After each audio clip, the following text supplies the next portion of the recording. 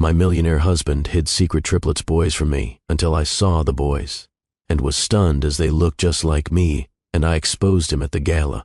You told me they were dead.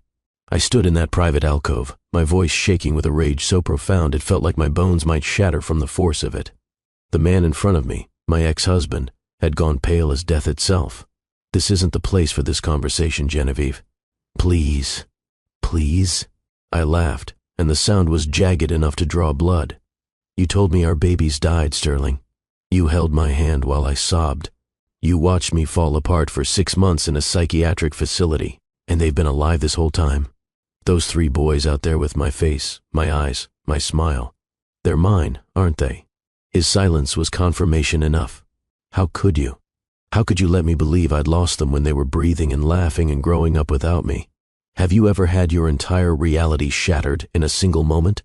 Have you ever discovered that the grief that nearly destroyed you was built on a lie?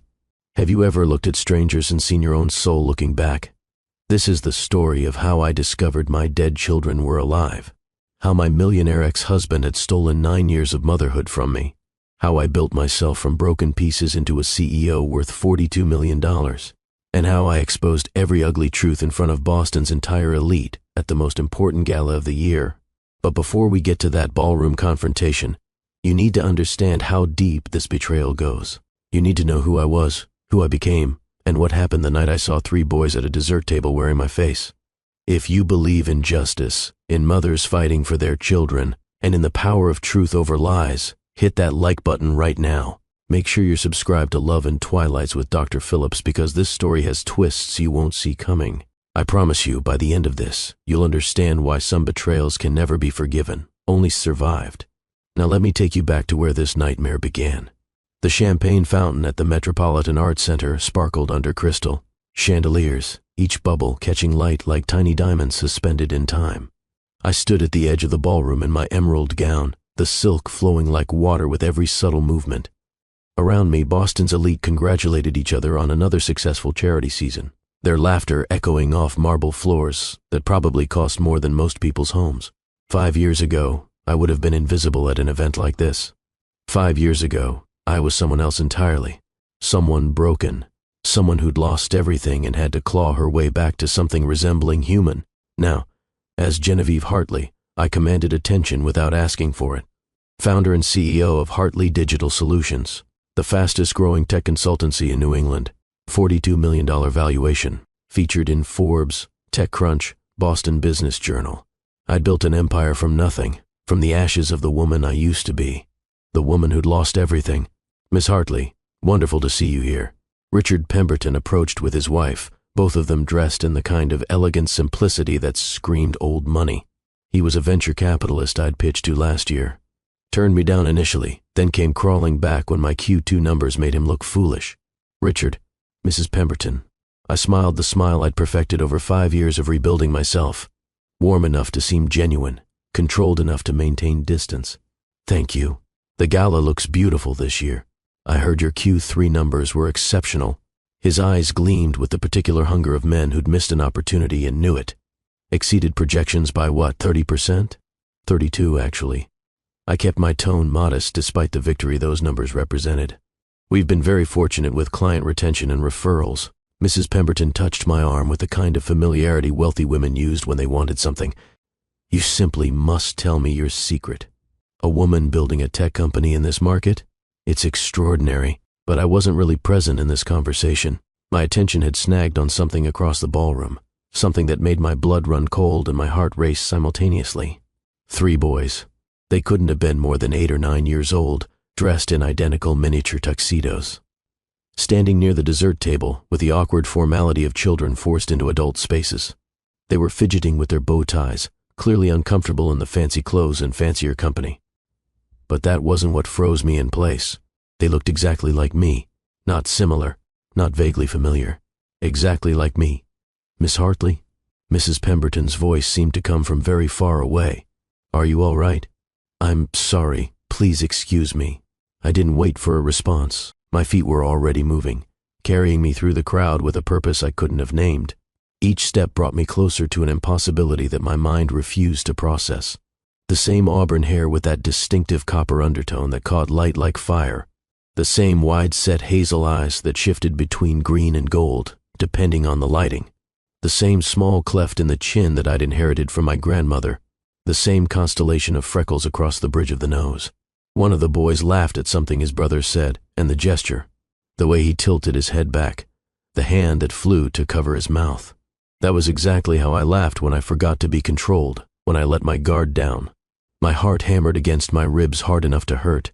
The ballroom seemed to narrow, tunnel vision, focusing everything on these three impossible children. The one on the left was chewing his lower lip while studying the pastry selection. I did that. When I was concentrating, anxious, trying to make a decision, the exact same gesture. The one in the middle stood with his weight on one hip, arms crossed in unconscious self-protection. I caught myself standing exactly like that at least a dozen times a day. The one on the right fidgeted with his bow tie with barely contained impatience, his fingers pulling at the silk like it was strangling him. I hated restrictive clothing in exactly the same way, always had. Hello. The word came out steady despite the chaos in my chest. Professional. Calm. Everything I'd learned to be over 5 years of rebuilding myself from broken pieces. 3 pairs of eyes turned toward me. My eyes. Hazel, with those distinctive gold flecks that appeared in certain light. I was looking at my own eyes in 3 different faces.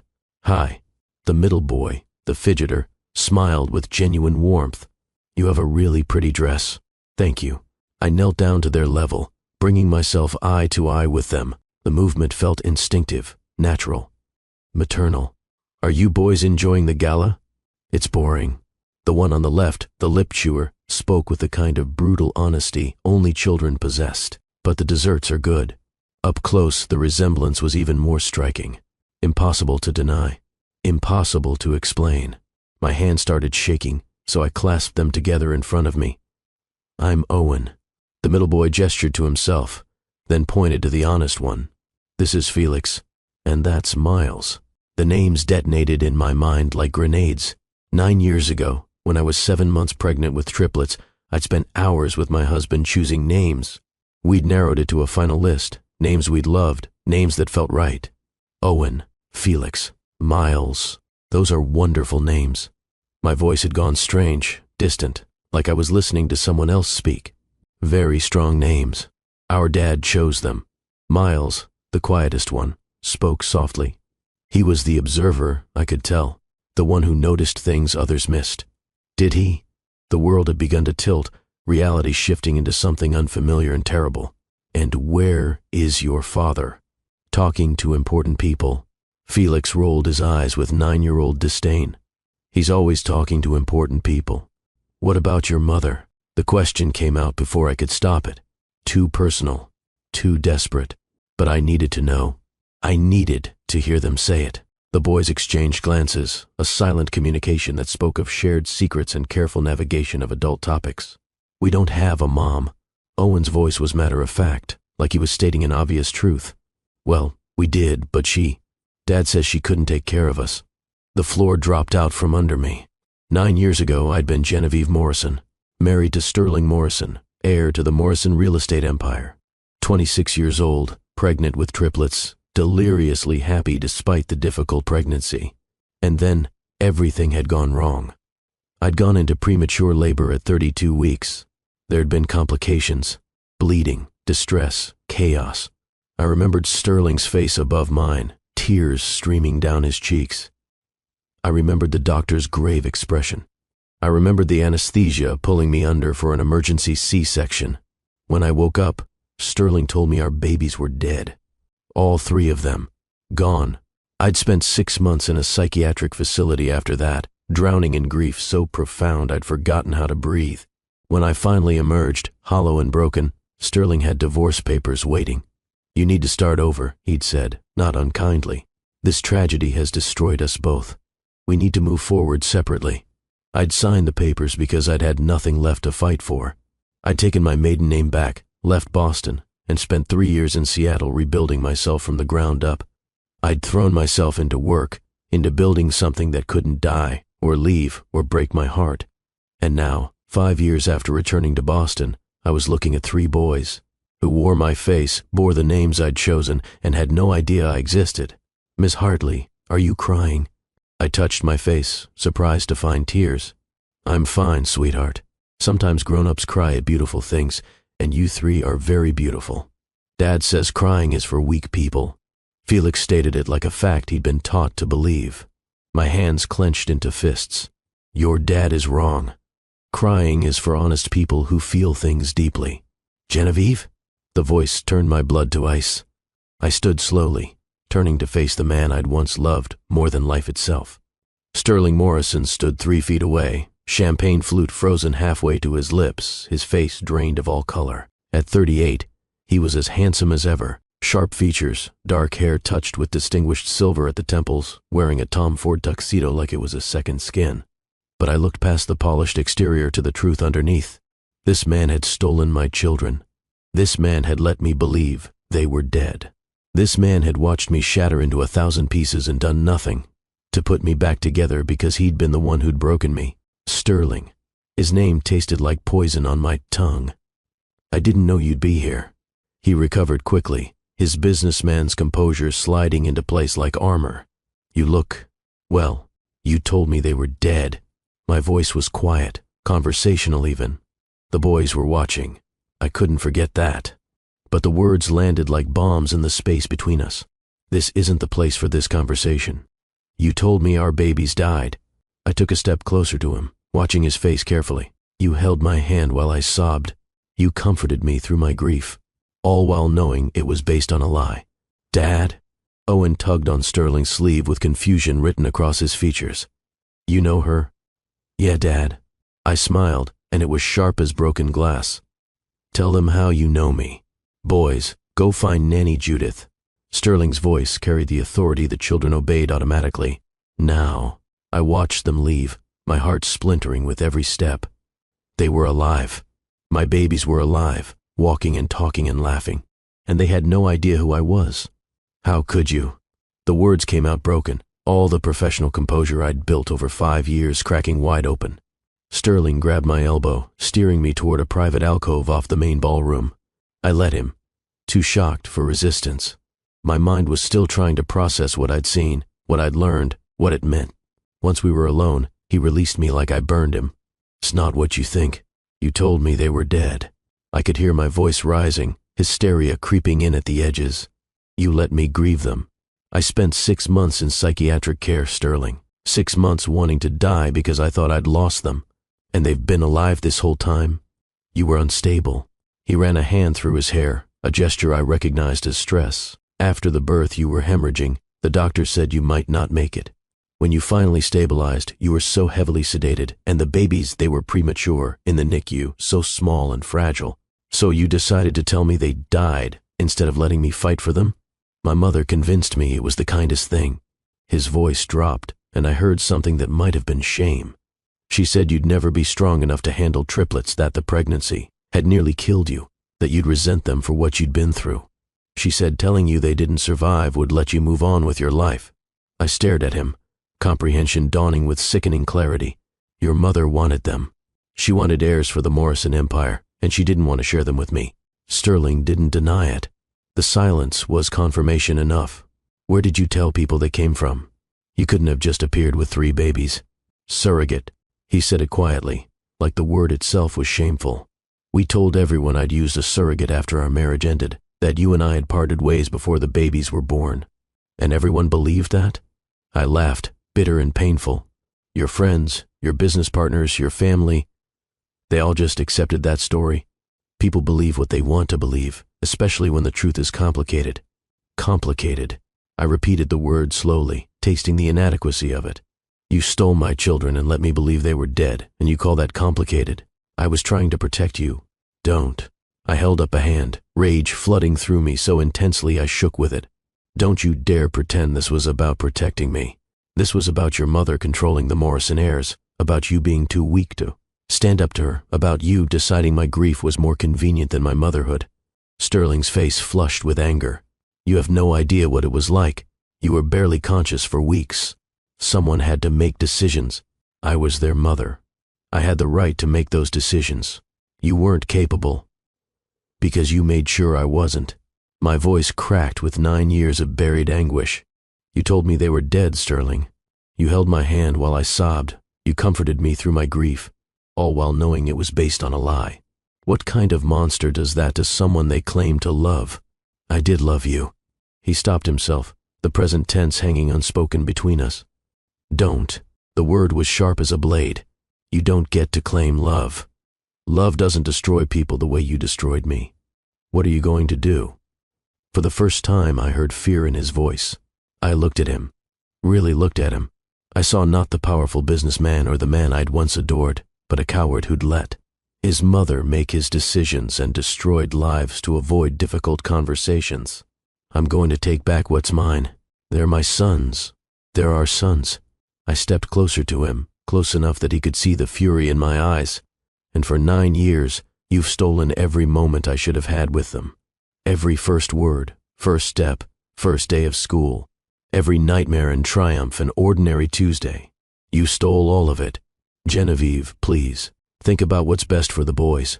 They don't know you. I'm the only parent they've ever known. Upending their lives now would be cruel. What's cruel is denying them their mother." My voice was fierce with protective anger. "What's cruel is building their entire existence on a lie. You destroyed me when you left. You called me names that still hurt to think about. I won't let you do that to them. I would never hurt them. You said you'd never hurt me too." Sterling had no answer for that.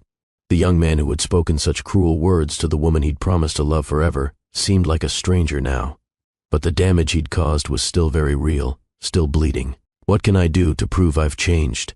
Nothing. There's nothing you can do.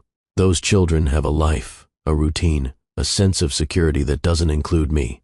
I won't disrupt that for your peace of mind. Don't I get a chance to know them? To be their father? You had that chance 9 years ago. You chose your company's legacy over our family's future. Before Sterling could respond, the door to our alcove opened.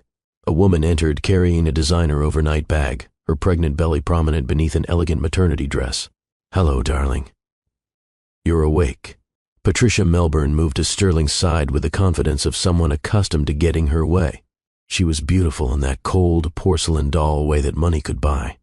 Perfect blonde hair, flawless skin, diamonds that probably cost more than my first car. "I've been so worried." She touched Sterling's arm with possessive familiarity before finally acknowledging my presence. "Is everything all right?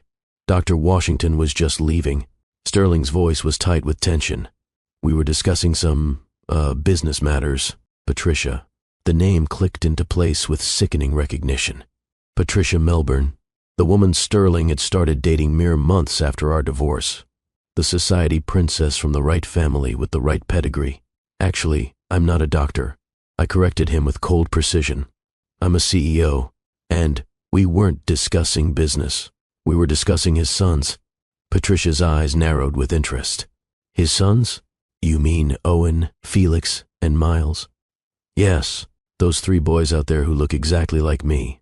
Did he tell you where they really came from?" Sterling's hand shot out. "Genevieve, don't what? Tell your wife the truth." I turned my attention fully to Patricia. "Did he tell you about his first wife? About the triplets she gave birth to? About how he told her they died?" Patricia's face went pale. "What is she talking about, Sterling?" "This is Genevieve Morrison." Sterling's voice was defeated. "My ex-wife, the boy's biological mother." "But you said..." Patricia's voice shook. "You said you used a surrogate. You said she couldn't handle the pregnancy." I lied. The admission seemed to cost him something. "The boys are Genevieve's. She gave birth to them 9 years ago, and I let her believe they didn't survive." Patricia stared at him with dawning horror. "You told her they were dead? The complications were real. She nearly died. My mother thought..." "Your mother..." I interrupted him, my voice cutting. "Your mother decided I wasn't good enough to be mother to Morrison heirs. So she convinced you to steal them from me while I was too drugged to fight back. This is insane." Patricia looked between us, her hand moving protectively to her own pregnant belly. "Sterling, is this true? Every word?" The confirmation hung in the air like smoke. "I need to go." Patricia's voice was shaky. I need air." She fled the alcove, leaving Sterling and me alone again. "You just destroyed my marriage." "Good." I felt no sympathy. Now you know how it feels to have everything taken from you. The boys, Genevieve. Please, whatever you think of me, whatever I deserve, don't take them from me. They're the only good thing I've ever done. You didn't do them, Sterling. I did. I carried them for 8 months. I nearly died bringing them into this world. You just stole them after. I know, and I'll regret that for the rest of my life. But they need stability. They need their mother. The words came out with absolute certainty. I'd spent 5 years building myself back from. I'd created a company worth millions. I'd learned to be strong, to be ruthless when necessary, to fight for what mattered. And nothing mattered more than this. The Morrison Foundation Gala is in 2 weeks. I pulled out my phone, opening my calendar. I'm on the guest list. I assume you'll be there?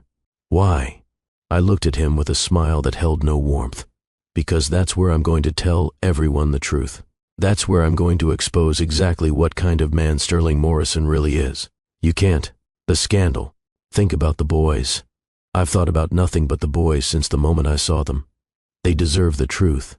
And so does everyone who believed your lies. If you do this, if you expose me publicly, it will hurt them. They'll be caught in the middle of. They're already in the middle of it. You put them there when you built their lives on a lie. I walked toward the alcove entrance, then paused. 2 weeks, Sterling. Get your story straight, because I'm done being silent about what you took from me. I left him standing there and made my way back into the ballroom. My entire body was shaking, adrenaline and rage and grief all mixing together into something volatile. The boys were near the chocolate fountain, laughing at something their nanny was saying. My children, my babies, alive and beautiful and completely unaware that their mother was standing 20 feet away, watching them with a heart that was breaking and mending simultaneously. I needed evidence. I needed documentation. I needed to be strategic about this. Excuse me.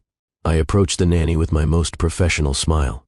I'm so sorry to bother you, but I'm Genevieve Hartley, and I'm doing a feature for my company's newsletter on the next generation of leaders.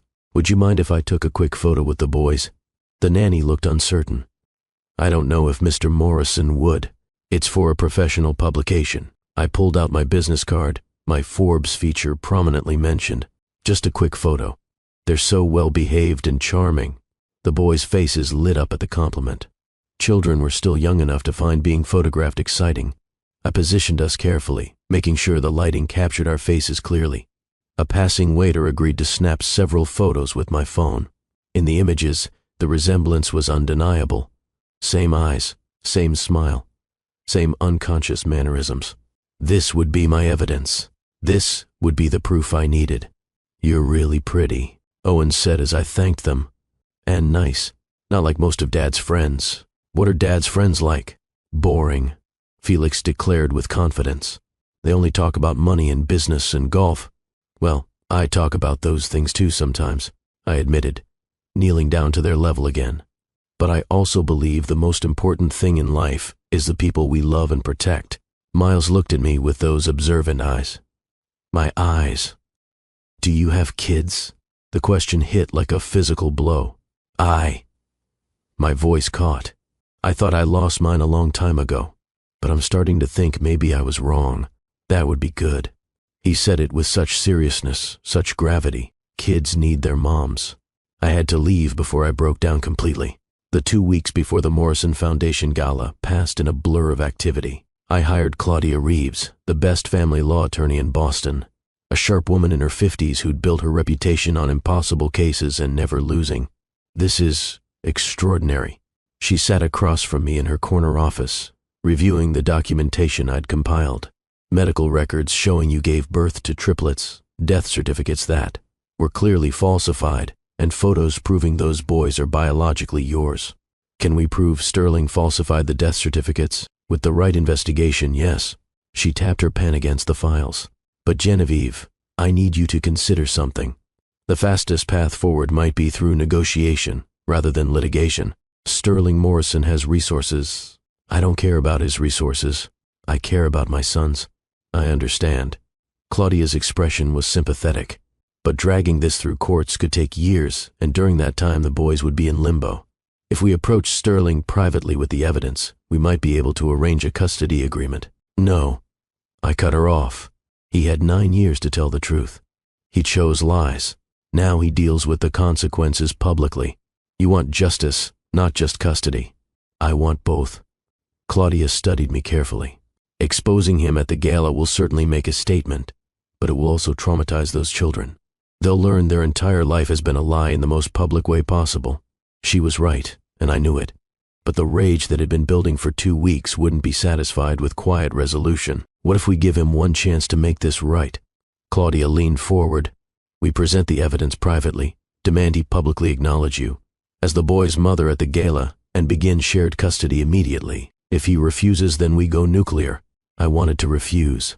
The vengeful part of me wanted to watch Sterling's carefully constructed world burn. But Miles' words echoed in my mind. Kids need their moms. This wasn't about punishment. It was about my sons. Fine. I agreed reluctantly. We give him one chance. The meeting took place at Claudia's office 3 days before the gala. Sterling arrived with his own lawyer, Thaddeus Burke, a man who'd defended half of Boston's elite from various scandals. Mr. Morrison, thank you for coming. Claudia's voice was professionally neutral. I believe you know why we're here. I received your email. Sterling's jaw was tight, his posture defensive. Your threats, not threats. Facts. Claudia slid a folder across the table. DNA evidence proving Genevieve is the biological mother of Owen, Felix, and Miles Morrison. Medical records from 9 years ago documenting her pregnancy and delivery. Death certificates filed in the name of 3 infants who are demonstrably alive. Financial records showing payments to hospital staff around the time of the births. Shall I continue? Thaddeus Burke reviewed the documents with increasing concern. This is... Sterling, we need to discuss this privately. No. Sterling's voice was hard. I know what they want. They want to destroy my reputation. Take my sons. They're my sons too. I interrupted quietly. That's the point you keep missing. They're ours. You stole them from me. I gave them a stable life. Everything they could possibly need. Except their mother. Except the truth. I leaned forward. Here's what's going to happen, Sterling. At the Morrison Foundation Gala in 3 days, you're going to publicly introduce me as the mother of your children. You're going to explain that there were complications during the birth. That led to, let's call it a misunderstanding about their survival. You're going to announce that we'll be co-parenting moving forward. And if I refuse? Claudia answered before I could. Then we file criminal charges for fraud, falsifying death certificates, and custodial interference. We take this to every media outlet in Boston. We make sure everyone knows exactly what you did. The boys will be traumatized. They'll be traumatized either way when they learn the truth. I said, this way, they hear it from us in a controlled manner rather than from tabloid headlines. You're asking me to humiliate myself in front of Boston's elite. I'm asking you to tell the truth. For once, we sat in tense silence. Finally, Thaddeus Burke leaned over to whisper something to Sterling. Whatever he said made Sterling's shoulders slump in defeat. Fine. His voice was hoarse. I'll do it. But I want to be the one to tell the boys first. Before the gala. They deserve to hear this from me privately. For the first time since discovering the truth, I saw something human in Sterling's eyes. Fear, not of scandal or consequences, but of losing his son's trust. We tell them together. I said, tomorrow, at your house. Can you imagine discovering your children were alive after 9 years of grief? Drop a comment below telling me what you would do in this situation. Would you forgive? Would you seek revenge? Would you focus only on the children? I want to hear your thoughts. And if you're as angry as Genevieve right now, smash that like button. This story is about to get even more intense. The Morrison estate in Brookline was exactly as I remembered it. A sprawling colonial mansion with manicured gardens and the kind of old money elegance that whispered rather than shouted wealth. I'd lived here once, in another lifetime. When I was Genevieve Morrison instead of Genevieve Hartley. When I was someone's wife instead of someone's victim. Sterling's mother, Barbara Morrison, waited in the foyer like a queen preparing for battle. At 72, she was still formidable. Silver hair perfectly coiffed, designer suit without a single wrinkle. Posture that spoke of generations of breeding and privilege. So you've returned to destroy my grandson's life. She said it without preamble, without greeting, without even the pretense of civility. I've returned to claim my sons. I replied calmly, refusing to let her see how much this house still affected me. This was your idea, wasn't it? telling me they died, keeping them from me. Something flickered in her eyes. Not quite guilt, but close. You were weak, hysterical. I did what was necessary to protect the Morrison heirs. They're not just heirs, Barbara. They're children, my children. And you stole 9 years from us because you couldn't bear the thought of a middle-class girl being mother to Morrison grandchildren. You would have ruined them. Like I ruined my $42 million company, I stepped closer to her, letting her see the woman I'd become. Like I ruined my reputation as one of Boston's most successful entrepreneurs. I was weak because you and Sterling broke me, but I rebuilt myself into someone stronger than you'll ever be. And now I'm taking back what you stole. Barbara opened her mouth to respond, but Sterling appeared at the top of the staircase with 3 nervous boys trailing behind him. Genevieve. He said my name quietly. They're ready. We gathered in the library, the same room where Sterling had told me 9 years ago that our babies hadn't survived. The symmetry felt intentional, like the universe closing a circle. Owen, Felix, and Miles sat on the leather sofa, watching us with confused anticipation. They were wearing casual clothes today, jeans and t-shirts that made them look even younger than their 9 years. Boys. Sterling's voice was unsteady. You know how I've told you that your mom couldn't be part of your lives? 3 heads nodded in unison. They looked so small on that big sofa, so vulnerable. I wasn't telling you the whole truth. He looked at me, and I saw tears building in his eyes. The truth is that when you were born, there were complications. Your mother was very sick, and I made a terrible mistake. I told her that you didn't survive, and I kept you from her because I thought it was the right thing to do. Felix's face scrunched in confusion. You told her we died, but we're not dead. I know, buddy. Sterling's voice broke.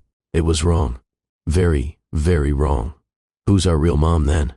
Owen asked, though his eyes had already moved to me with dawning understanding. Do you remember the lady from the gala? Sterling managed to say. Miss Hartley. Miles' eyes went wide. The one who looks like us? That's not a coincidence. I spoke directly to them for the first time since this impossible conversation began. I look like you because I'm your mother, because I gave birth to you 9 years ago and loved you even before you were born.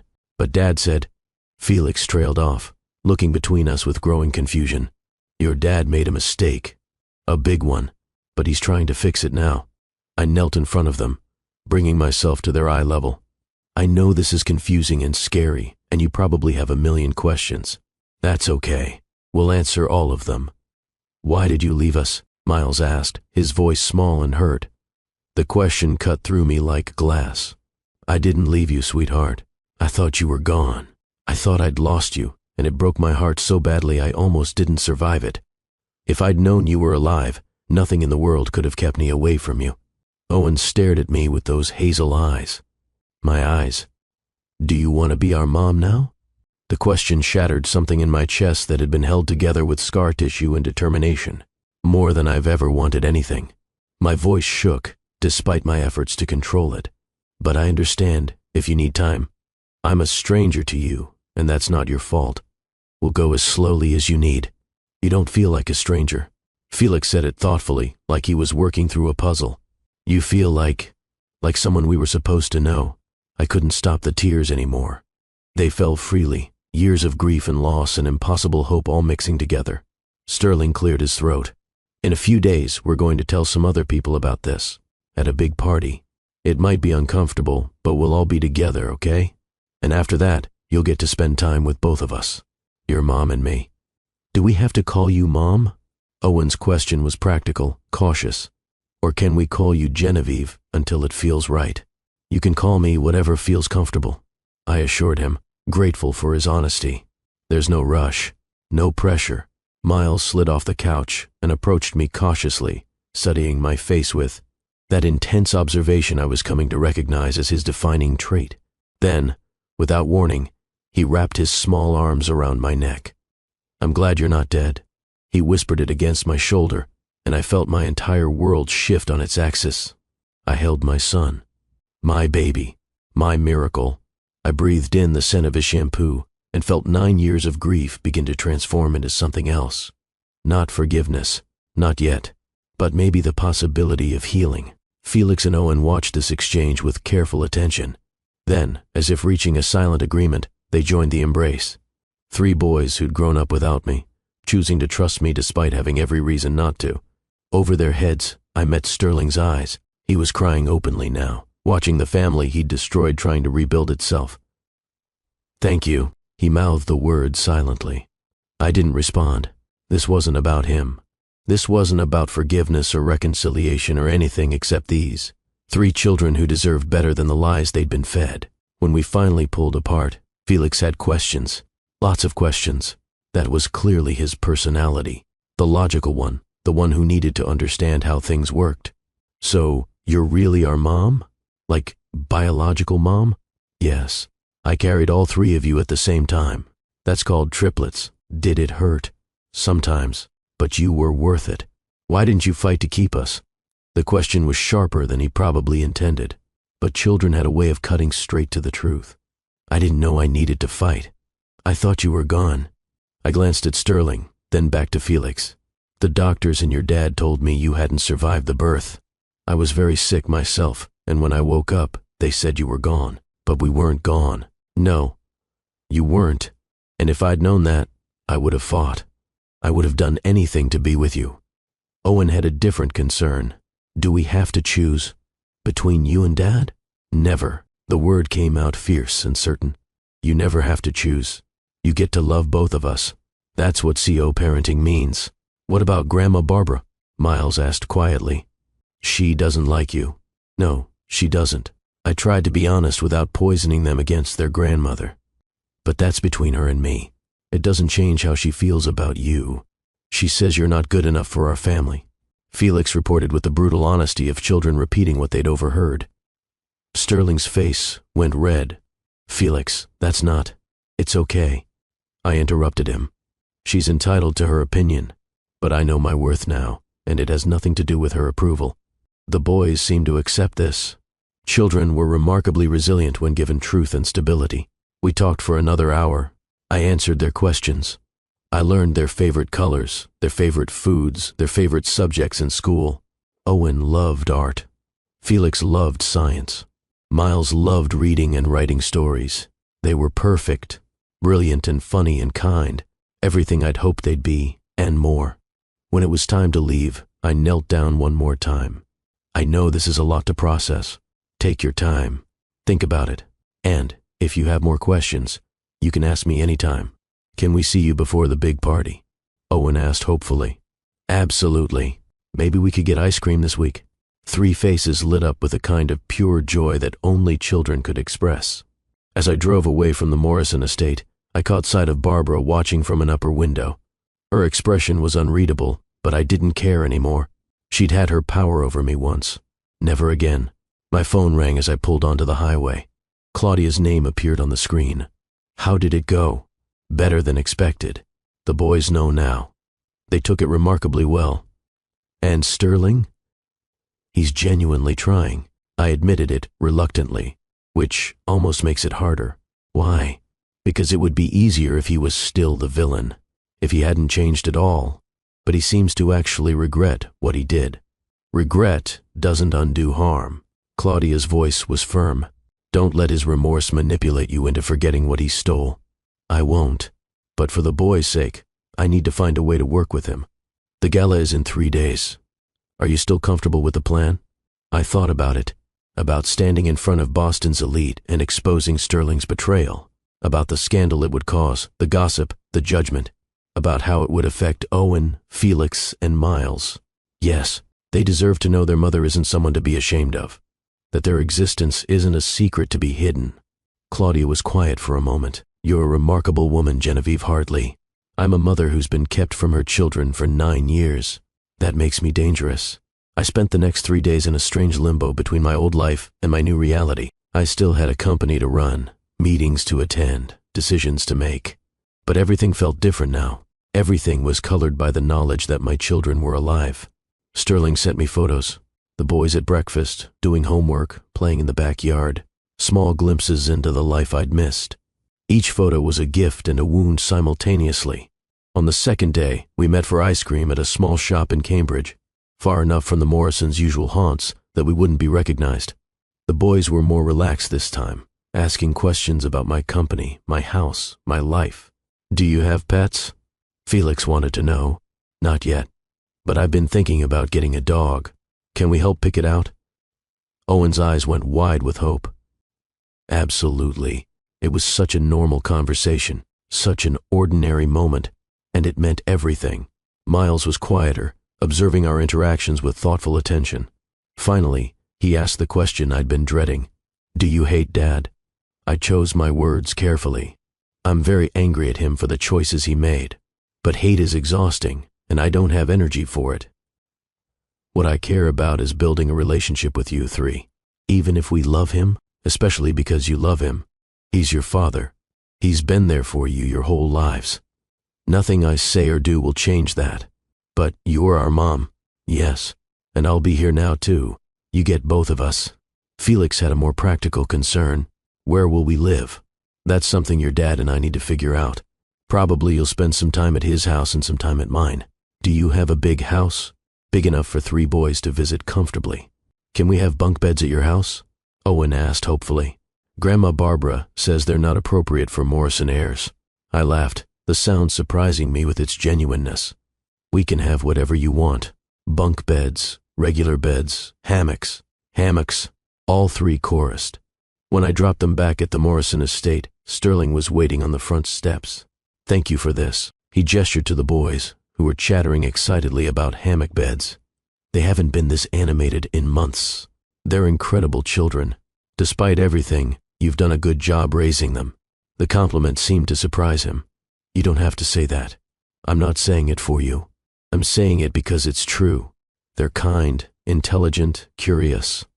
That doesn't happen by accident. Their mother is brilliant. He said it quietly. They get it from her. Don't. I warned him. Don't do that. Do what? Try to build bridges with compliments. We're not friends, Sterling. We're not anything except 2 people who have to co-parent 3 children. Keep it professional. I understand. But as I drove away, I couldn't shake the feeling that something had shifted. Not forgiveness, but maybe the beginning of something less actively hostile. The night before the gala, I stood in my penthouse apartment overlooking Boston Harbor. The city lights reflected off the water like scattered diamonds. 9 years ago, I'd left this city broken and grieving. I'd been Genevieve Morrison, a woman defined by her relationship to a man and her failure to provide him with heirs. Now, I was Genevieve Hartley, CEO, self-made millionaire, and mother to 3 sons who didn't even know I existed until 2 weeks ago. Tomorrow, I would stand in front of Boston's elite and reclaim my identity, not as Sterling Morrison's victim, but as Owen, Felix, and Miles's mother. My phone buzzed with a text from Sterling. The boys want to be at the gala. They want to see us tell the truth together. I think they should be there. What do you think? I stared at the message for a long moment. It would be easier without them there, easier to be harsh, to let my anger show, to expose Sterling without worrying about small faces watching. But this wasn't about what was easier. It was about what was right. I agree. They should be there. They deserve to witness us finally doing the right thing. His response came quickly. Thank you for giving me a chance to make this right. You're not making it right, Sterling. You're just making it less wrong. There's a difference. I know. I set my phone down and returned to watching the city. Somewhere out there, 3 boys were probably getting ready for bed, brushing teeth, putting on pajamas, maybe asking their father nervous questions about tomorrow. My sons, my babies who'd grown into people without me. Tomorrow, the world would know the truth. Tomorrow, I would stop being the grieving woman who'd lost her children and become the warrior who got them back. I was ready. The morning of the Morrison Foundation Gala arrived with the kind of perfect autumn weather that felt like a sign. Clear skies, golden light, the air crisp enough to feel invigorating rather than cold. I woke up at 5 in the morning, my body buzzing with anticipation and nerves. Sleep had been elusive, my mind running through every possible scenario, every potential outcome of what I was about to do. Today, I would stand in front of Boston's elite and tell the truth. Today, I would reclaim my identity as a mother. Today, everything would change. I went through my morning routine with mechanical precision. Coffee, shower, skincare, hair appointment at 8, makeup appointment at 10. The silver gown was already hanging in my closet, waiting like armor. My phone rang as I was finishing my coffee. Sterling's name appeared on the screen. I answered without greeting. "What is it?" "I just wanted to check in." His voice sounded as tired as I felt. "Make sure you're still okay with this, with exposing you in front of everyone you know." I kept my tone neutral. "Yes, I'm still okay with it. I deserve that." He was quiet for a moment. "I've been thinking about what I'm going to say. I want to get it right. For the boys, just tell the truth, Sterling. That's all that matters. The truth is that I destroyed the best thing that ever happened to me because I was a coward." "Is that what you want me to say?" "I want you to say whatever you need to say to sleep at night, but make sure it includes acknowledging me as their mother. Make sure it includes admitting what you did. Make sure those boys hear that none of this was their fault." "I will. I promise." "How are they?" I needed to know. "Are they nervous?" "Excited, actually. Owen wants to wear a blue tie because he says it brings out his eyes. Felix has been researching the science of public speaking. Miles wrote a speech just in case someone asks him to talk." I smiled despite myself. They sound like they're handling this better than we are. They're remarkable kids. Sterling's voice carried genuine pride. "You would have raised them so well, Genevieve. I robbed you of that, and I robbed them of you. I'm sorrier than I know how to say. Sorry doesn't give me back 9 years. I know. We hung up without saying goodbye. There was nothing left to say. Tonight would do all the talking necessary. At the salon, my stylist worked magic with my hair. Soft waves that caught light, elegant without being overdone. She kept trying to make conversation, asking about the gala, about my date, about what I'd be wearing. "I'm going alone," I told her, "and I'm making an announcement that's going to shock a lot of people." Her eyes lit up with curiosity, but I didn't elaborate. Let her find out with everyone else. The makeup artist was equally skilled, giving me a look that was powerful without being harsh. Smoky eyes that made my hazel irises look almost golden. A nude lip that wouldn't distract from what I had to say. When I looked in the mirror, I barely recognized myself. This woman looked strong, confident, ready for battle. Nothing like the broken girl who'd left Boston 9 years ago. Back at my penthouse, I slipped into the silver gown. It fit perfectly, hugging my curves before flowing like liquid mercury to the floor. The neckline was modest, but striking, the back daringly low.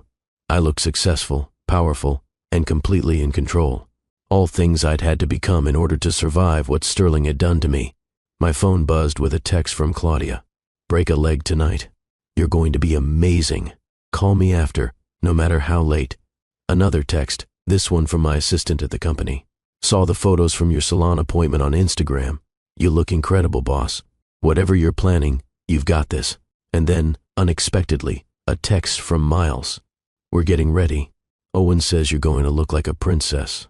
I think you're going to look like a queen. See you soon." I sat down on my bed, suddenly overwhelmed. This child, this boy I'd only known for 2 weeks, was already defending me, already choosing me. All 3 of them were. They deserved so much better than the war their parents were about to wage. But they also deserved the truth. I arrived at the Fairmont Copley Plaza at exactly 6:30. Early enough to avoid the main crowd, late enough that the venue was already glittering with preparation. Crystal chandeliers, white orchids in massive arrangements, tables set with china that probably cost more than my first car. The Morrison Foundation Gala was always the event of the Boston social season.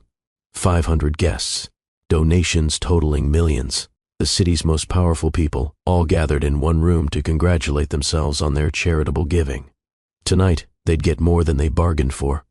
Miss Hartley, a young woman with a clipboard, approached me with a professional smile. "We have you seated at table 12, near the stage. Mr. Morrison requested you be placed there." "Of course he did." "Thank you." I made my way through the ballroom, nodding at acquaintances, deflecting. Questions about my company, my success, my reason for attending. Around me, Boston's elite gathered in their designer gowns and tailored tuxedos, all of them completely unaware that their evening was about to be upended. I spotted Barbara Morrison holding court near the silent auction tables. She was surrounded by her usual circle, society matrons who'd known each other for decades and wielded their old money like weapons. When she saw me, her expression hardened into something that could have cut glass. I smiled at her, not warmly, but with the confidence of someone who knew she'd already lost. "Genevieve, I turned to find Richard Pemberton and his wife approaching. They looked genuinely pleased to see me. Richard, Mrs. Pemberton, lovely to see you both. We were just telling the Ashfords about your company's latest acquisition. Richard gestured to an older couple I vaguely recognized. $42 million valuation is extraordinary for a 5-year-old startup. We've been very fortunate.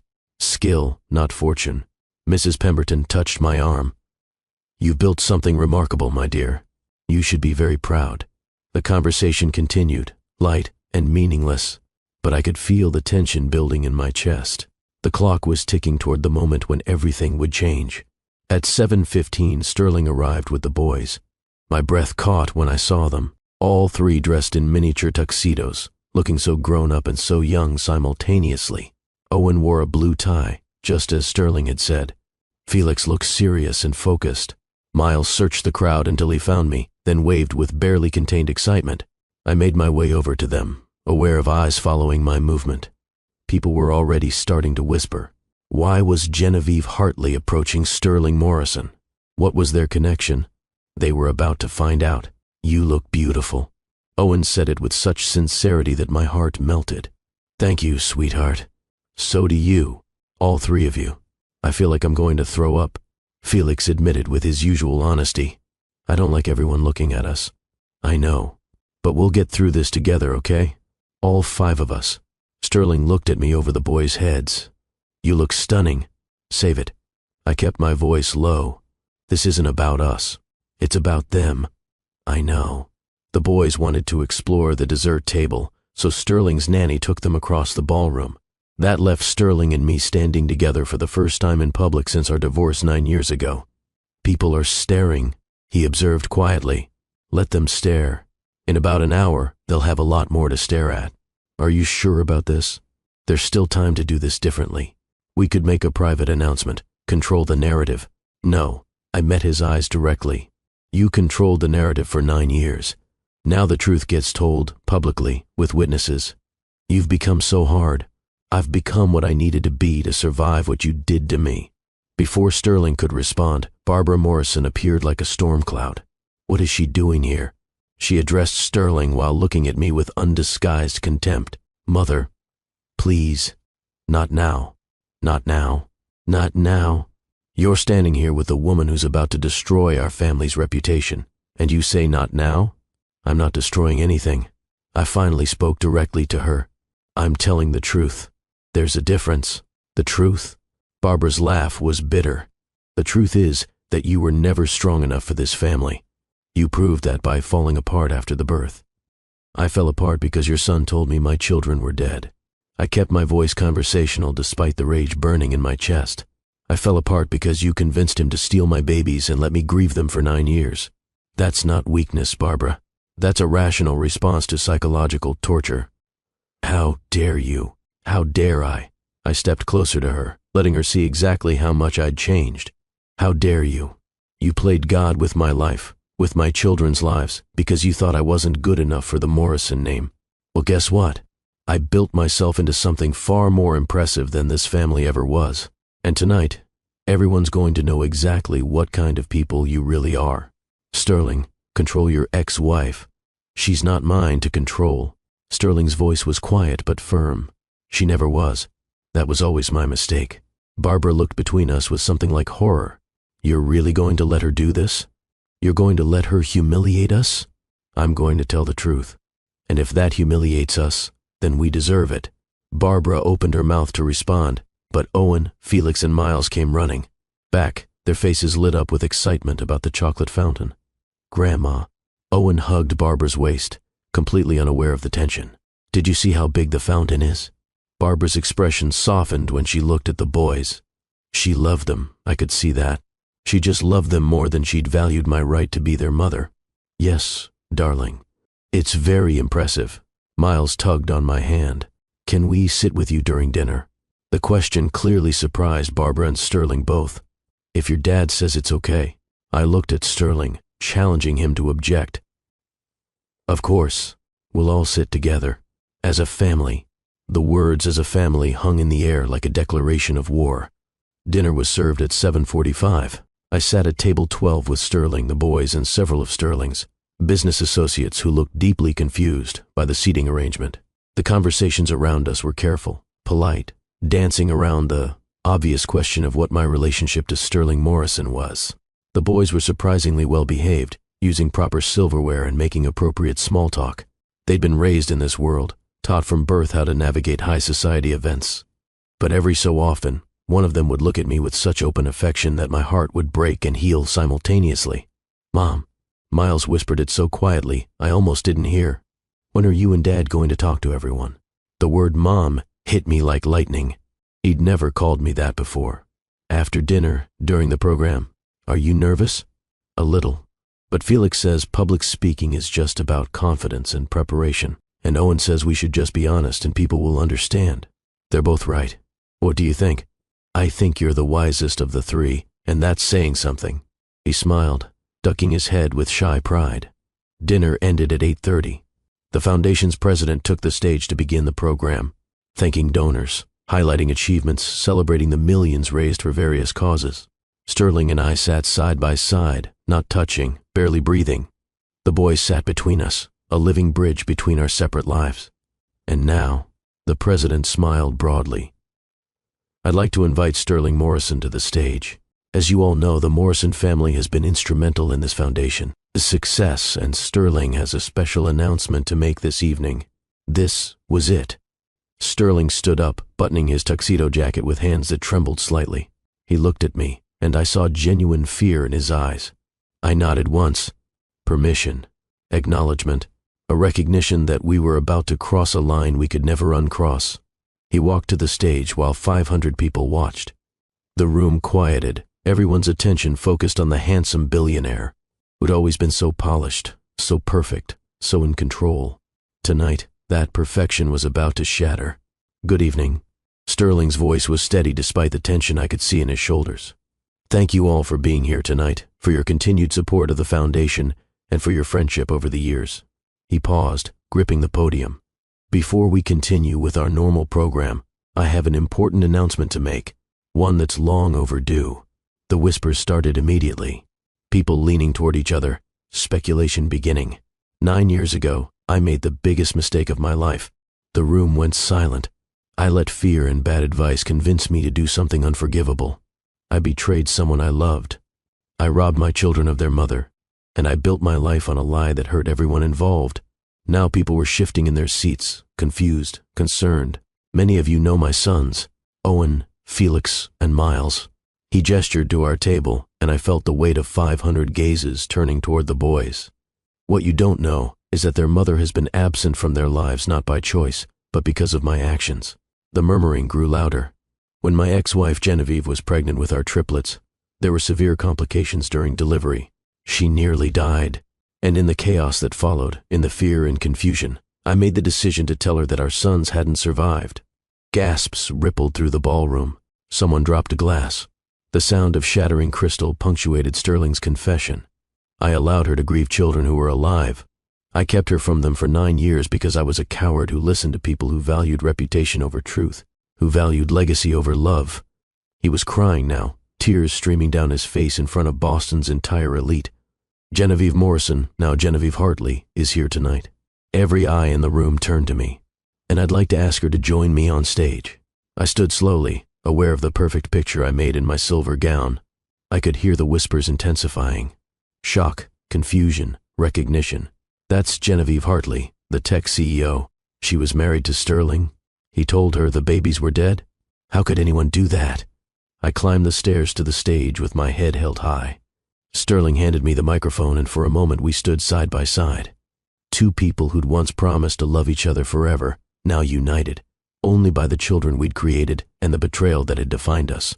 I turned to face the crowd and saw my sons watching me with wide eyes. This was for them. "Good evening." My voice was calm, controlled, carrying across the silent ballroom. For those who don't know me, I'm Genevieve Hartley, founder and CEO of Hartley Digital Solutions, featured in Forbes, TechCrunch, and several other publications celebrating entrepreneurship and innovation. I paused, letting them absorb this information. But tonight, those achievements don't matter. Tonight, I'm here as a mother. I found Owen, Felix, and Miles in the crowd, their faces my anchor. 2 weeks ago, I attended a gala at the Metropolitan Arts Center. I saw 3 boys standing near a dessert table. They were fidgeting with their bow ties, clearly uncomfortable in their fancy clothes. A few people smiled at this, recognizing the universal truth of children in formal wear. But what caught my attention wasn't their discomfort. It was their faces, their eyes, their smiles, their mannerisms. They looked exactly like me. I let that sink in. Same auburn hair with copper undertones. Same hazel eyes that shift between green and gold. Same cleft in the chin. Same constellation of freckles. Same gestures, same habits, same unconscious movements. Now people were starting to understand. I approached these boys, and I learned their names. Owen, Felix, Miles. My voice broke slightly on their names. Those were the names my husband and I had chosen 9 years ago for the triplets I was carrying. The triplets I went into premature labor with at 32 weeks. The triplets I underwent emergency surgery to deliver while hemorrhaging and fighting for my life. The ballroom was so quiet, I could hear my own heartbeat. When I woke up from that surgery, my husband told me our babies hadn't survived. All 3 of them, gone, and I believed him. Why wouldn't I? He was my husband, the man I loved, the father of my children. I looked directly at Barbara Morrison, whose face had gone pale. I spent 6 months in a psychiatric facility after that. 6 months drowning in grief so profound I wanted to die. I lost my marriage, my home, my entire life in Boston. I left this city broken and hollow, believing I'd failed at the most important thing I'd ever tried to do. Be a mother. Some people in the audience were crying now, but my babies weren't dead.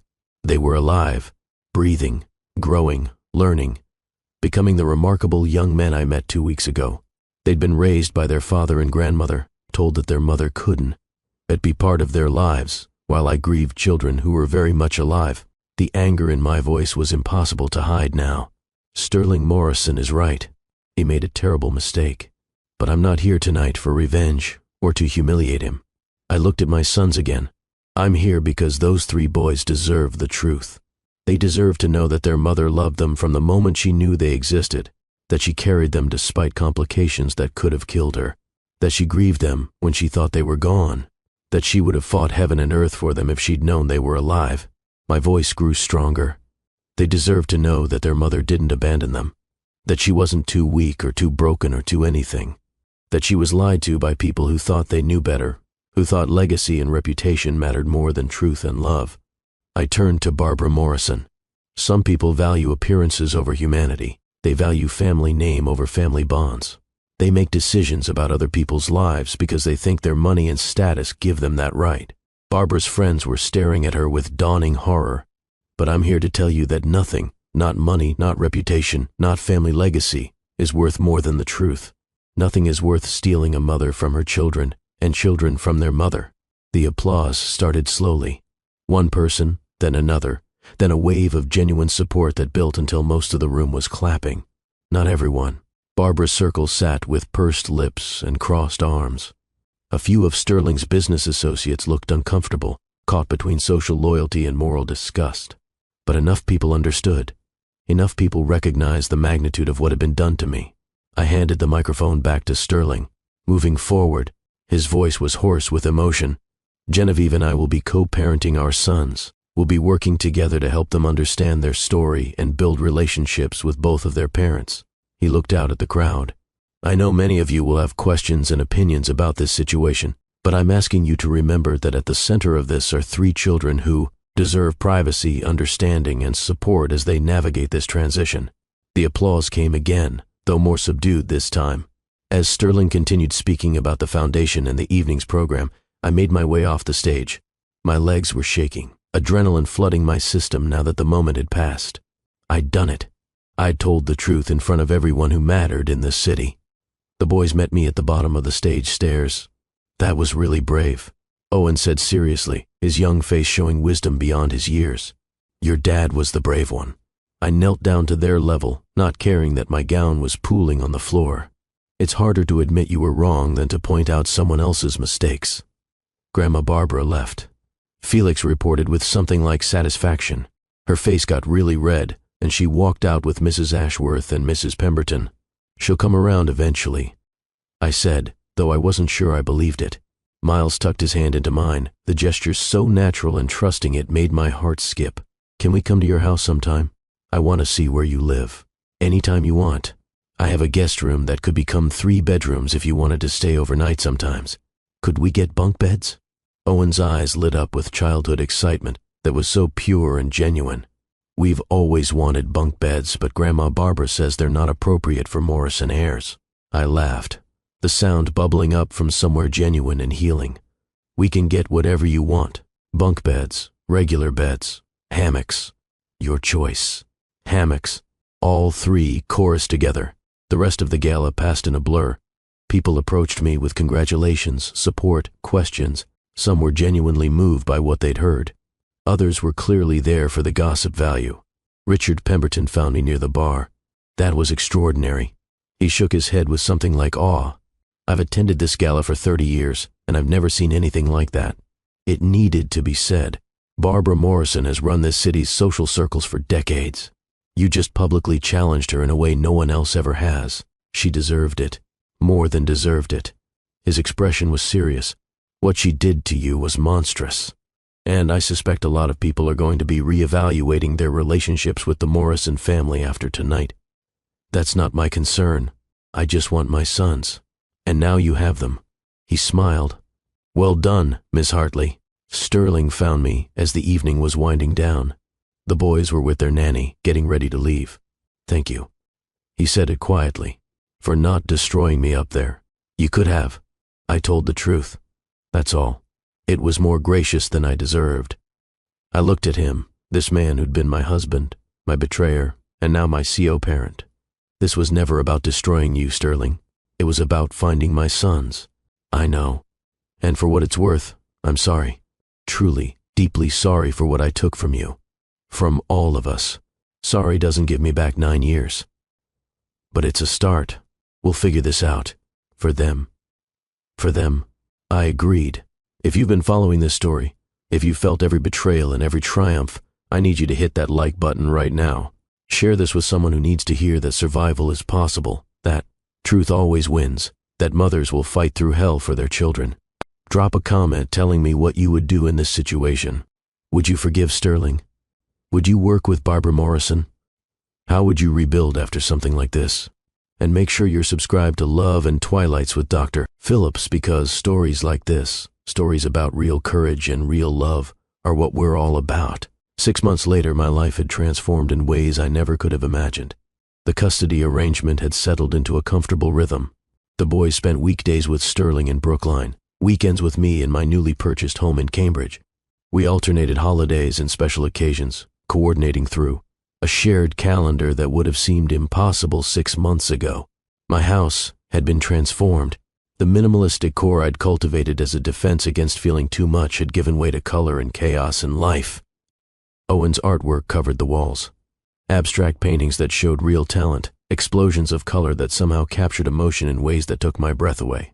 Felix's science experiments were in various stages of completion throughout the house. A model of the solar system hanging in the living room. A rock collection that took up half the dining room table. Chemistry sets that I'd made him promise to only use under supervision. Miles' books were everywhere, stacked on shelves, piled on tables, scattered across the reading loft we'd built specifically for him. He wrote stories constantly, creating worlds and characters and adventures that showed imagination far beyond his 9 years. The hammock idea had been vetoed by the contractor for safety reasons, but we had compromised with custom bunk beds that the boys had designed themselves. Felix had drawn up blueprints. Owen had chosen colors. Miles had written a story about 3 brothers who lived in a magical treehouse, and we'd incorporated elements from his descriptions. It was chaotic and loud and messy and perfect. This particular Saturday morning, I woke to the sound of arguing coming from the kitchen. Owen, you can't put chocolate chips in scrambled eggs. Why not? They're both breakfast foods. That's not how it works. Boys. I appeared in the doorway, still in my pajamas. What's going on? Felix won't let me experiment with breakfast. Owen complained with his typical dramatic flair. Because chocolate doesn't go in eggs. Felix insisted with his scientist's logic. Actually, Miles looked up from his book at the kitchen table. In some cultures they do mix sweet and savory breakfast foods. I read about it. See? Owen gestured triumphantly. That doesn't mean chocolate chips and scrambled eggs is a good idea. I tried to mediate. How about chocolate chip pancakes instead? Fine. Owen agreed with only minor reluctance. This was my life now.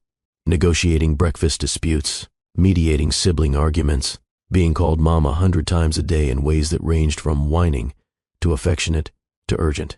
I loved every chaotic second of it. Later that morning, Sterling arrived to pick up the boys for Owen's art class. He'd been consistent about Kyo parenting, showing up when he said he would, communicating clearly, respecting boundaries. We still weren't friends, but we'd achieved something like functional partnership. How was the week? He asked while the boys gathered their things. Good. Felix won first place at the science fair. Owen finished a painting he's really proud of.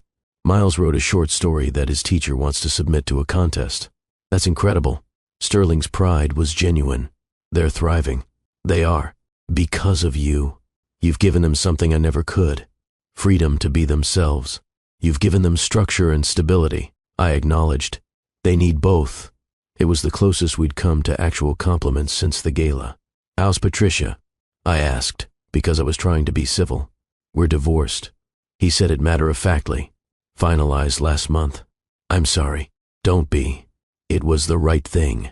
We were never really in love, and after the truth came out, she couldn't forgive the lies. That's fair. The boys came thundering down the stairs, backpacks and art supplies in hand. Ready, Dad, Owen announced. Thanks for breakfast, Mom. Felix gave me a quick hug. See you tomorrow. Miles squeezed my hand. I watched them pile into Sterling's car, chattering about their plans for the day. 6 months ago, watching them leave would have terrified me.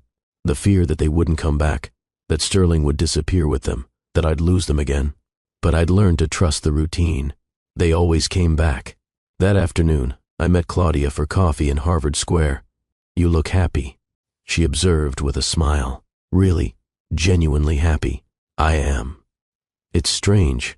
I spent 9 years building a life around the hole they left, and now, that hole is filled, and I have to figure out who I am with them. You're a mother who runs a multi-million-dollar company. That's who you are. It's more than that. I stirred my coffee thoughtfully. I'm rebuilding myself again, but this time not from trauma, from joy. That's beautiful. How's the civil suit against Barbara Morrison going? We'd filed a civil lawsuit against Barbara for her role in the conspiracy. Not for money, but for accountability.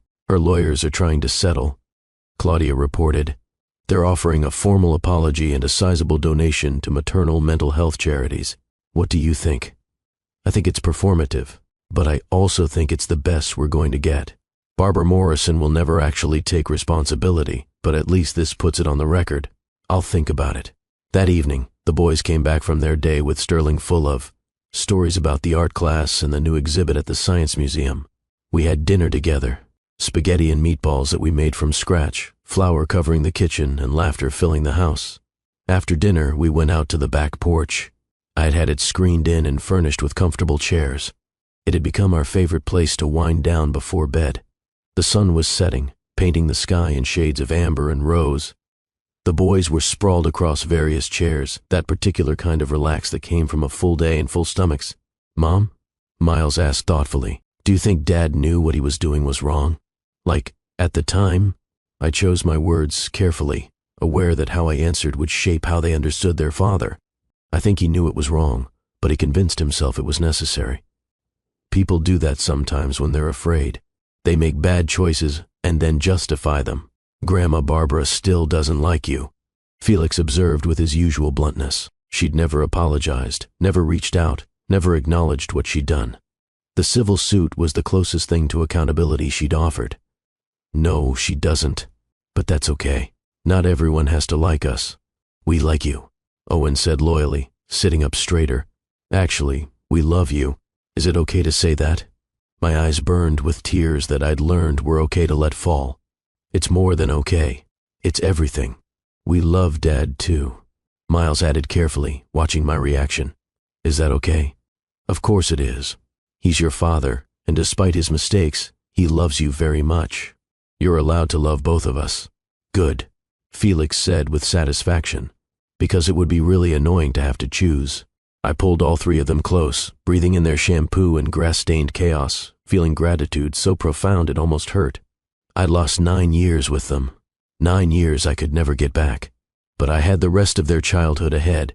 Their teenage years, graduations, first heartbreaks, first triumphs, college applications and career choices, and eventually, maybe, grandchildren. I had thousands of moments waiting, and this time, nothing and no one would take them from me. "Hey, Mom?" Owen asked. "Can we get a dog?" "Absolutely not," I said, already knowing I'd cave within the week. "She's going to say yes," Felix whispered to his brothers. "Definitely saying yes," Miles agreed. I tried to look stern and failed completely. "We'll discuss it. That's parent code for yes." All three chorused, dissolving into giggles. 1 week later, we adopted a rescue mutt from the local shelter. The boys named him Phoenix, and despite the on-the-nose symbolism, it felt right. A family rising from ashes. A mother reclaiming what was stolen. Children learning that truth, however painful, was always better than lies. 3 months after that, Owen's art teacher called to tell me that one of his paintings had been selected for a citywide youth exhibition. The painting was titled Family Tree. It showed a tree with strong roots and spreading branches, with faces emerging from the bark. My face. Sterling's face. The boys' faces. Even Barbara's, though she was on a smaller branch. We all attended the exhibition opening.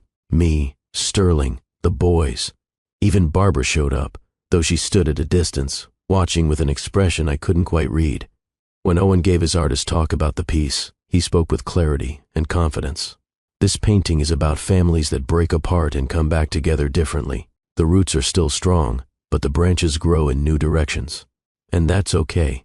Sometimes the best families are the ones that survive being broken." The audience applauded. I cried. Sterling cried. Even Barbara had to wipe her eyes. After the event, she approached me for the first time since the gala.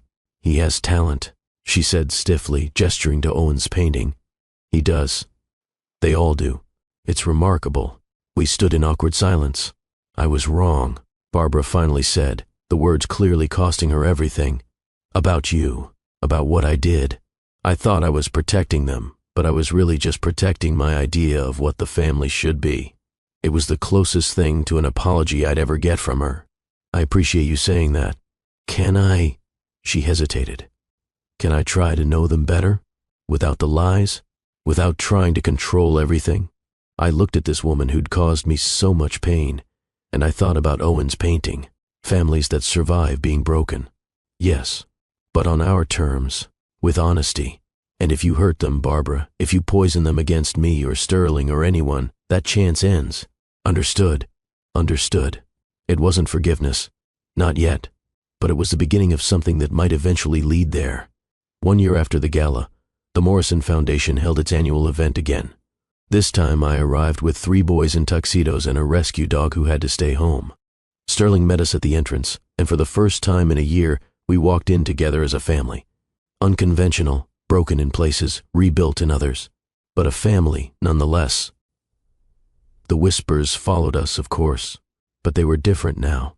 Respectful rather than scandalized. Curious rather than judgmental. During dinner, Owen raised his glass of sparkling cider. "I want to make a toast." All conversations at our table stopped. "I want to thank my mom and dad for being brave enough to tell the truth, even when it was hard. And I want to thank my brothers for being the best brothers in the world. And I want to thank everyone here for supporting our family, even when it's complicated." The entire table applauded. Then the tables around us. Then, somehow, the entire ballroom was clapping for this 9-year-old boy who just summed up everything that mattered. Sterling's hand found mine under the table. Not romantic, not even affectionate, just acknowledgement, partnership, shared parenthood. I squeezed back once, then let go.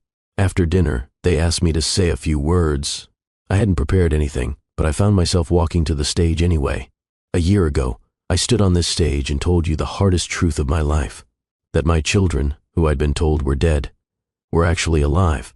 That I'd been stolen from them, and they from me. The room was silent, remembering. Tonight, I stand here as a mother, not a victim, not a survivor, though I am that too. But primarily, fundamentally, a mother. I found my sons in the audience. Being their mom is the greatest privilege of my life. watching them grow, supporting their dreams, navigating their challenges, making breakfast and helping with homework, and listening to the same story about school for the 5th time because they're excited and want to share. People smiled, recognizing the universal truths of parenthood. I built a company worth $42 million. I've been featured in national publications. I've given keynotes and won awards and achieved things I'm proud of. But none of that matters as much as being called mom. None of that compares to 3 boys arguing about whether chocolate chips belong in scrambled eggs. None of that is as important as showing up day after day and choosing love over bitterness. I looked at Sterling, then at Barbara, who'd come this year despite everything.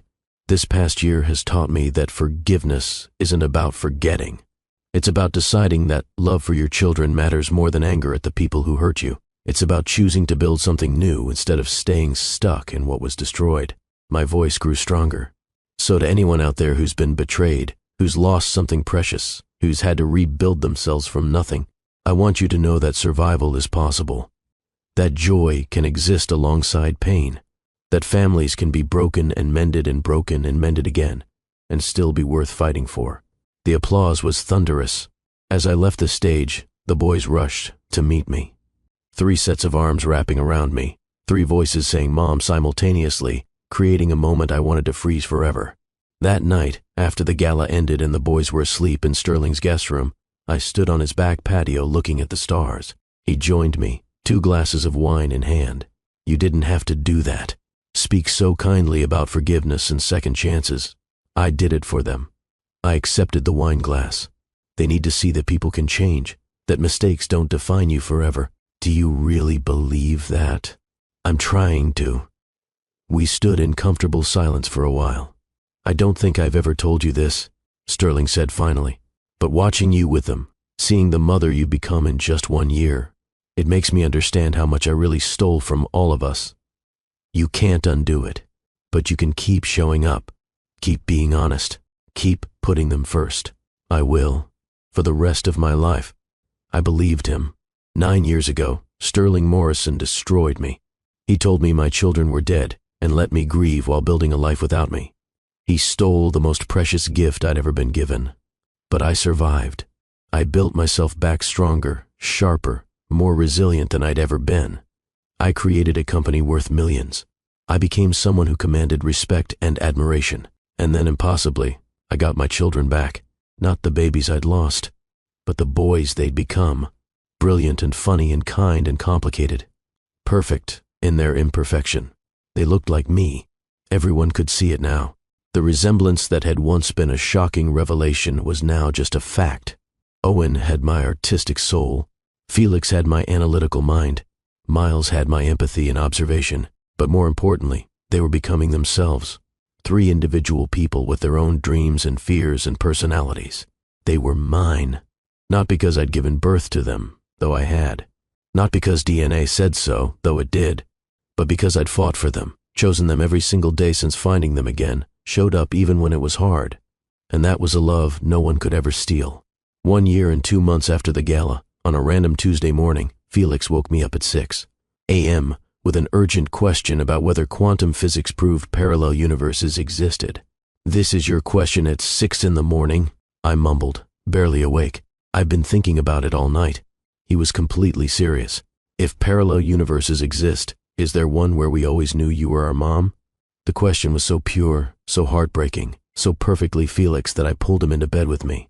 "Maybe. But in this universe, we found each other, and that's pretty amazing too. I guess so." He settled against my shoulder. "I'm glad this is the universe I'm in." "Me too, baby. Me too." Within minutes, Owen appeared wanting to show me a painting he'd been working on in secret. Then Miles showed up with a new story he'd written. Then the dog needed to go out. Then someone burned toast. Then Felix and Owen were arguing about whether cereal counted as soup. This was my life now. Chaos and noise and constant needs and questions and messes. It was everything I'd ever wanted. That afternoon, I had a video call with my leadership team at the company. We were discussing a potential acquisition that would double our valuation. This is exactly what we've been working toward. My CFO was excited. This puts us in position for serious growth, maybe even an IPO in 2 years. I listened to the projections, the analysis, the opportunities. And then I heard myself say something I never expected. I want to restructure my role, move from CEO to chairman of the board, bring in a president to handle day-to-day operations. The screen went silent. Genevieve, are you sure? My CFO looked concerned. This is your company, your vision, and it will continue to be. But I have 3 boys who need me present, not just available. I've spent 5 years building this company while running from grief. Now I want to build a life while running toward joy. That's beautiful. My marketing director had tears in her eyes. And honestly, it might be the smartest business decision you've ever made. A founder who knows when to step back. That's rare. The transition happened over the next 3 months. I found an exceptional president who shared my vision but brought fresh perspective. I remained chairman, still involved in strategy and direction, but freed from the daily grind that had consumed my life for 5 years. It felt like coming up for air after being underwater for too long. With more flexibility in my schedule, I started attending every school event, every soccer game, art show, science fair, parent-teacher conference. I volunteered in Miles' classroom. I joined the PTA. I became one of those parents I'd once observed with envy, the ones who seemed to have everything figured out. I didn't have everything figured out, but I was present, and that mattered more. Sterling and I fell into an easy co-parenting rhythm that surprised both of us. Weekly dinners with the boys where we both showed up, coordinated responses to school issues, unified front on discipline and expectations. We'd even started attending family therapy together, not as a couple, but as parents learning to navigate our complicated situation. The therapist asked me once if I'd forgiven Sterling. I don't know if forgiveness is the right word. I'd considered the question carefully. I've accepted what happened. I've chosen to work with him for our son's sake. But forgiven? That feels too simple for something this complex. What would forgiveness look like for you? It would look like me not flinching when someone mentions the year the boys were born. It would look like me not calculating all the moments I missed. It would look like peace instead of just the absence of active anger. You're not there yet. No. But I'm not stuck anymore either. And that feels like progress. 2 years after the gala, on the boys' 11th birthday, we threw a joint party at my house. Kids from their school, family members, even Barbara, who'd slowly been working her way back into our lives with genuine humility. Sterling helped me set up decorations while the boys were at their morning activities. Thank you. He said it quietly while hanging streamers, for letting me be part of this, for not shutting me out of their lives the way I shut you out. They love you. That's not conditional on my feelings. Still, you could make this harder. Instead, you've made it easier. I did that for them, not for you. I know. That's what makes it remarkable. We worked in silence for a while. Have you started dating? He asked suddenly. The boys mentioned you had dinner with someone named Andrew. Andrew is a colleague. It was a business dinner. But you could. Date, I mean. You should. I'm not ready. Maybe someday. But right now, I'm focused on being their mom and running my company and figuring out who I am when I'm not defined by trauma. That's fair. What about you? I'm seeing someone. Casually. She's a teacher, actually. Nothing serious yet, but the boys like her. That's good. Is it weird? Him moving on, building a new life, while I was still sorting through the wreckage of our past. Maybe a little, but mostly I just hoped he'd learn from his mistakes. That he'd be honest with this new woman in ways he'd never been with Patricia, or, toward the end, with me. The boys arrived home, and the house exploded with 11-year-old energy. Cake and presents and games and laughter. At one point, I stood back and watched them. Owen, now almost as tall as me, his artistic talent recognized by a prestigious art program. Felix, already taking high school math, his scientific mind constantly asking why. Miles, quietly observing everything, his stories getting published in youth literary magazines. They'd survived the revelation of their origin story. They'd adapted to having 2 parents, 2 homes, 2 different approaches to life. They'd integrated the truth into their identity without letting it define them. They were resilient, strong, whole. Mom. Miles appeared beside me. Are you crying again? Happy tears. These are happy tears. You cry a lot for someone who's happy.